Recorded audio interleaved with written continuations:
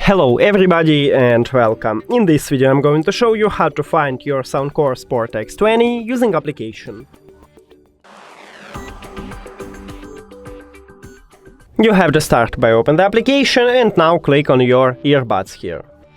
Then go to the settings. And right here we have find device. Click on it also, and now we can play a song for the left one or right one earbuds or for the both of them. Now don't use your earbuds when you play a song on it to find it. And now just click on it, continue, and now it play in the left one. You can also make it for the right one, and we have it. When you find it, just click to pause it, and that's it.